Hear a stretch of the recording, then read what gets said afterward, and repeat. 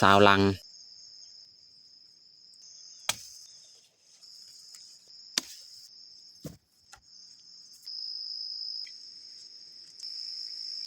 อยู่ส่วน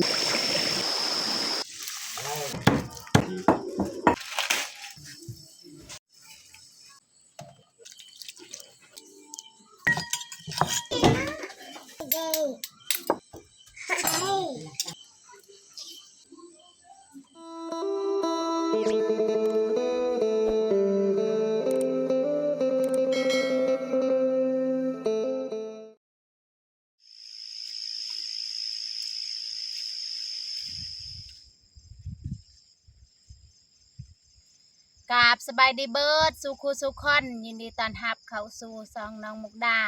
สำหรับตอนแรงมื้อนี้น้องมุกดากับพาพัวเขาสวนมักนัดเนาะพี่น้องแล้วก็ขุดมันนำส่วนเบายึงนี่จะไปใส่กับดักเนาะโอเคแม่แต่ทุกคนติดตามเบิงติดตามซอมกับพวกเฮาได้ยาวๆเลย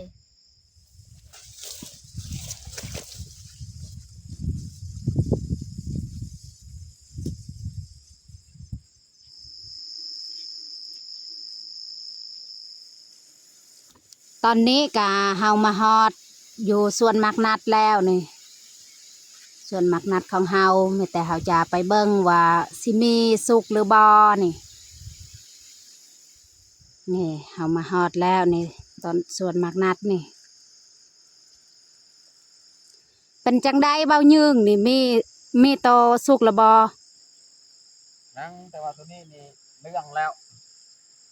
ประมาณจาก4-5 มื้อนี่สุกแล้วกำลังเรื่อง3-4 หน่วยเบายืงว่า3-4 หน่วยเนาะกำลังเรืองแต่ก็พอได้เก็บเนาะ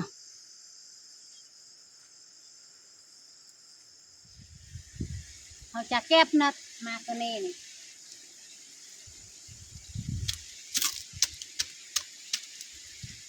แต่ว่าก็ยังบ่ทันสุกปานใดนี่กำลังเฮิมนี่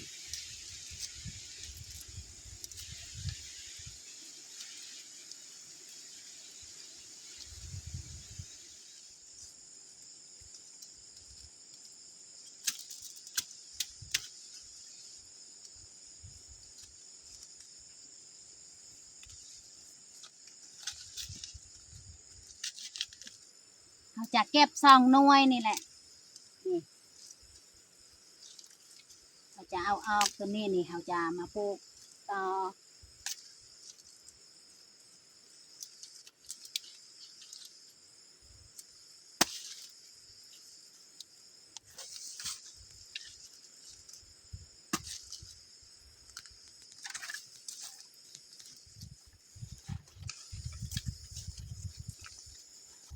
หลังจากเขาเก็บมักนัดแล้วเขาก็จะไปขุดมันอยู่เทิงนี่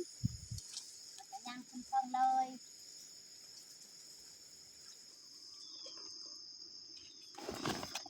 ก็นี่แหละกับดักที่เราจะมาใส่นี่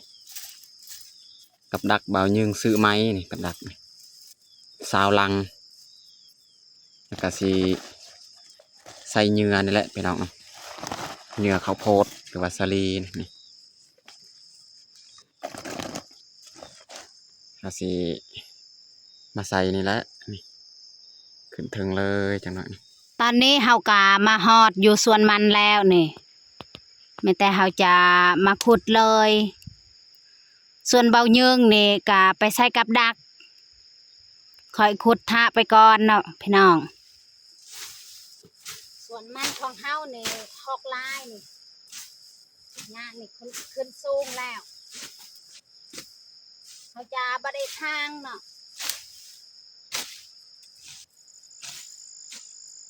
แต่เขาจะลกเอาตัวนี้เขาจะลกเอาจาก2-3 ต้น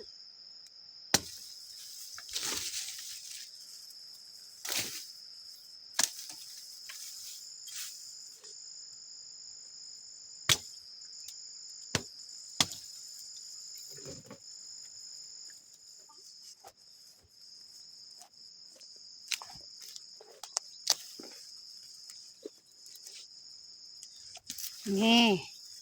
มันของเฮานี่ความมันดอกนี่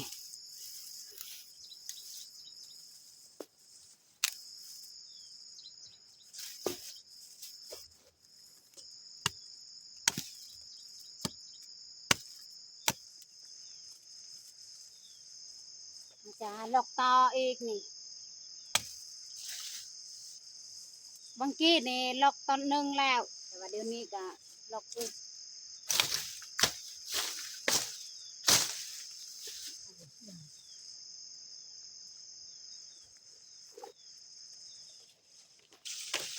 นี่เฮาลอกมันต้นก็ได้แล้วและสำเนีมีแต่เฮาจะตัดเอานี่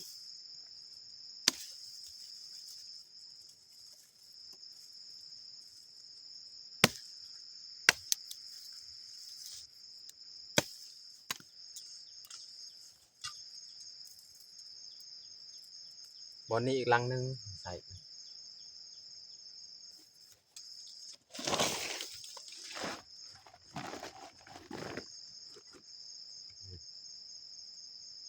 นิ้วงาน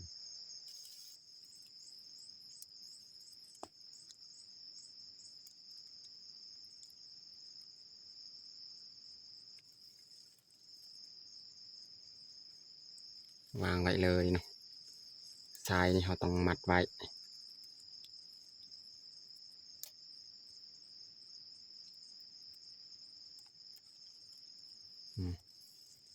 นี่แหละ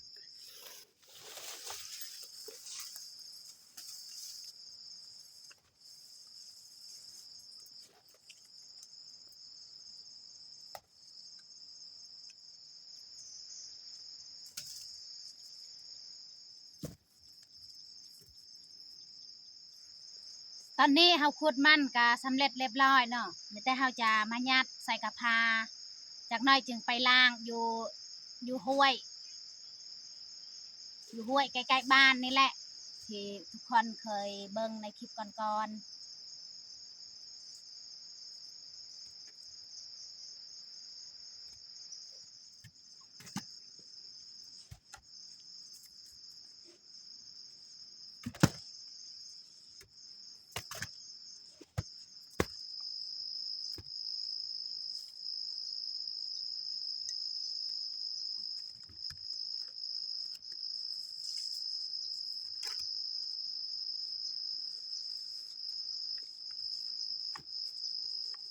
เฮายัดก็สำเร็จเรียบร้อยมีแต่เฮาจะไปทาพัวอยู่ส่วนมักนัดเนาะ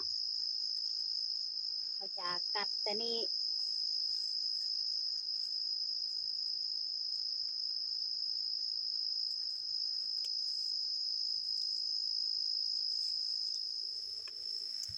เฮาขุดมันก็เรียบร้อยมีแต่ตอนนี้เฮาก็ฮอดอยู่ส่วนมักนัดนี่แล้วก็เฮาเอาแนวมักนัดนี่เฮาจะเอามาปลูกตอนโอ้ยโอ้ย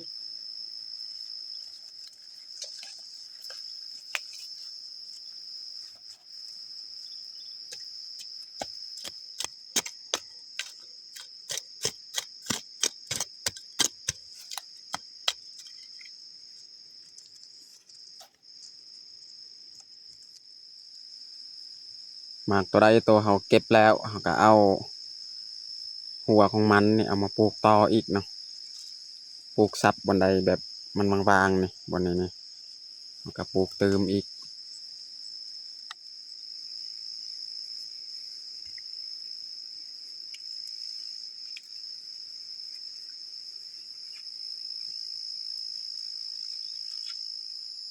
ตอนนี้กะเบาเยื่งกะมาฮอดแล้วนี่อยู่ส่วนหมากนัดนี่มีแต่เพิ่นจะยัดหมากนัดใส่กระพาแล้วก็เฮาจะกลับบ้านเลย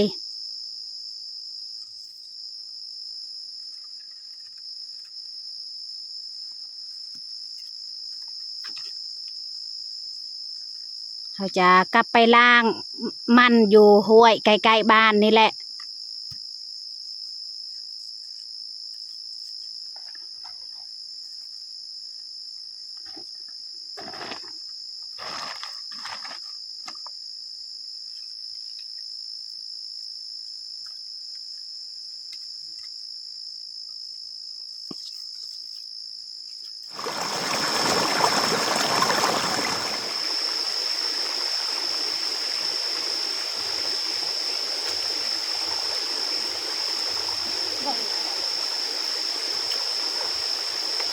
อนนี้เขาก็มาฮอดน้ำห้วยอยู่น้ำห้วยใกล้ๆบ้านนี่แหละทางนั้นก็เป็นบ้านเขาเองแล้วเขาจะมาล้างมันต้นหนึ่ง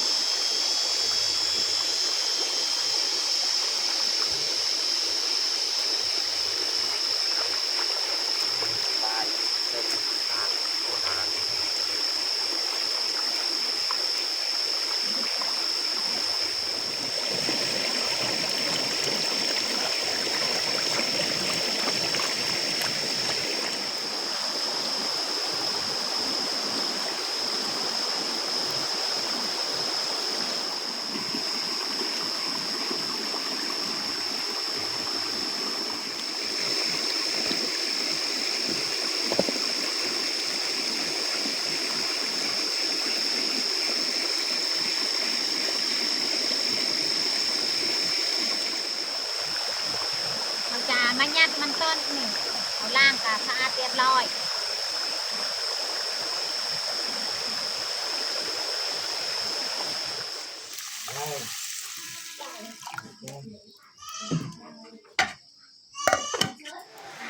ตอนนี้ก็เฮามาฮอดบ้านแล้วนี่เฮาสิบ้านห้องเช่าห้องน้ำเนาะ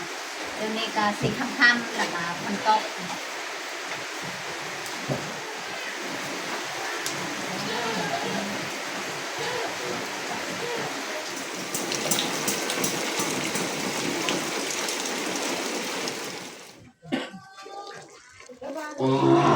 ข้าวของเฮานี่ฟอดแล้วนี่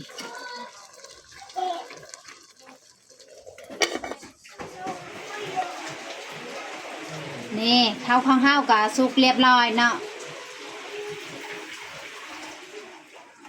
เฮาจะมาป้องข้าวของเฮานี่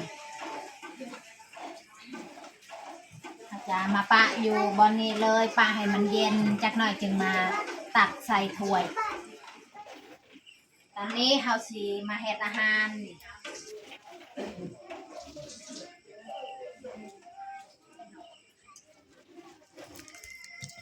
เฮาสิมาทุบหัวสิไข่นี่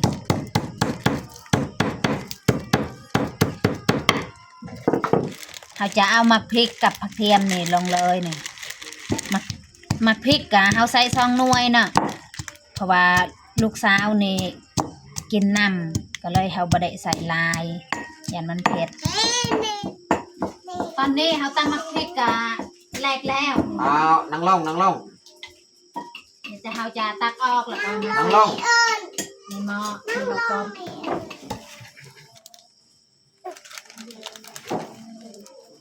โอเคน้ำกะฟดแล้วเนาะนี่แต่เฮาจะใส่เครื่องปรุงนี่เราจะเอามาพริกกับกระเทียม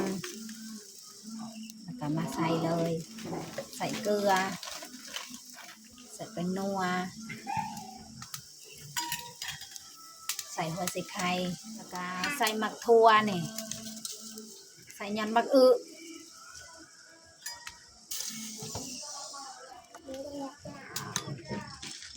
บัดนี้นี่เราจะใส่มีนี่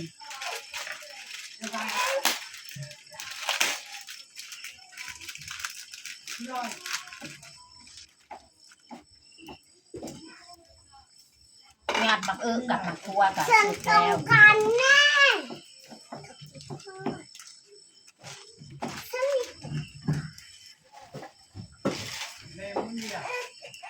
เราจะใส่มีแต่น้ำมันนี่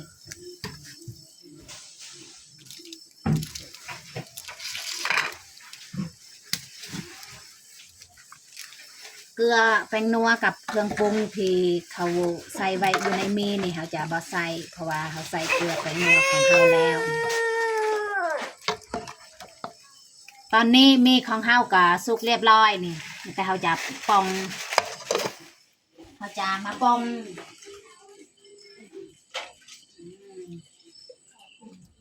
แต่การเขาจะมาต้มไข่นะเขาจะมาต้มต่อเขาจะมาใส่ไข่แล้วก็ใส่มะพริกเอามะพริกลงแล้วก็เอาไข่2 หน่วยนี่เขาจะใส่ผักอีคูนี่ เขาจะบ่ได้ปิ้งเพราะว่ามันนั้นดนแหละ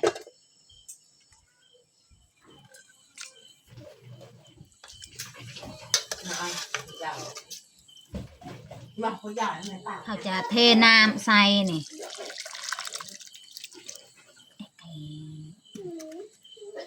สำเร็จแกงมีของเฮานี่ตอนนี้ก็สุกเรียบร้อยนี่ต้มไข่ของเฮานี่เฮาจะมาเฮ็ดป่นตอนนี้ก็ต้มไข่ของเฮาก็สุกแล้วเฮาจะปอก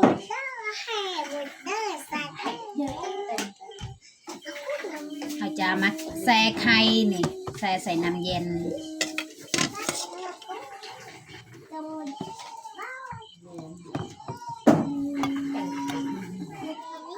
เฮาจะมาปอกเปลือกไข่นี่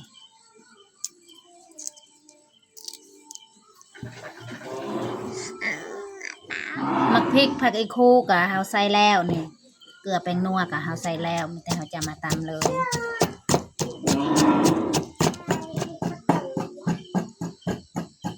เฮาจะมาใส่ไข่นี่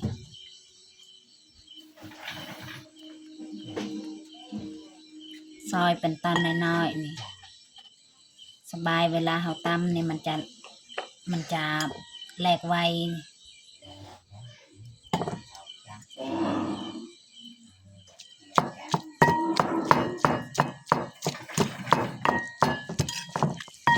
เฮาตำกาแรกแล้วนี่เขาจะใส่หอมบัวกับหอมเปรย์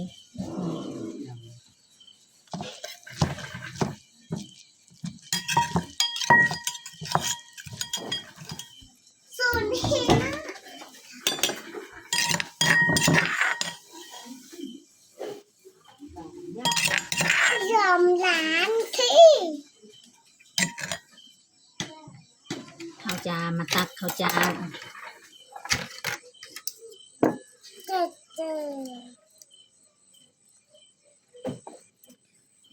เป็นยังไงไ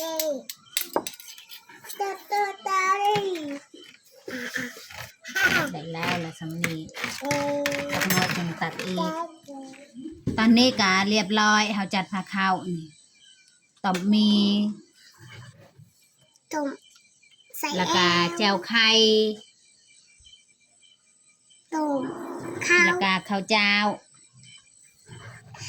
อาหารของเฮาก็เบิดสำนีแหละตอนนี้เฮาจัดผักข้าวก็เรียบร้อยไม่แต่เฮาจะลงมือกินข้าวเลยเอามาเด้อทุกคนมากินข้าวแรงน้ำกันเอาน้องพ่อยเอิญลุงปลามากินข้าวเอามาเด้อมากินข้าวอะไรข้าวแรง เอามาเด้อมากินข้าวแรงน้ำกันข้าวลุงเอามาพี่น้องมากินข้าวแรงน้ำกันจะมาได้ใส่เยอะใบไปเลยให้บุษมาได้กลางข้าวเอาให้บุษกันเต็ม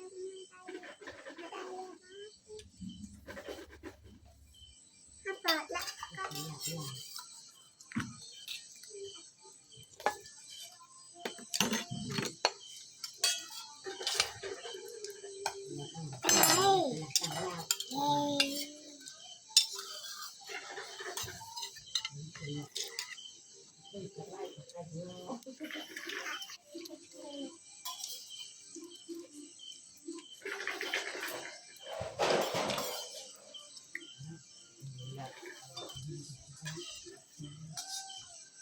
น้องวันนี้กระบะ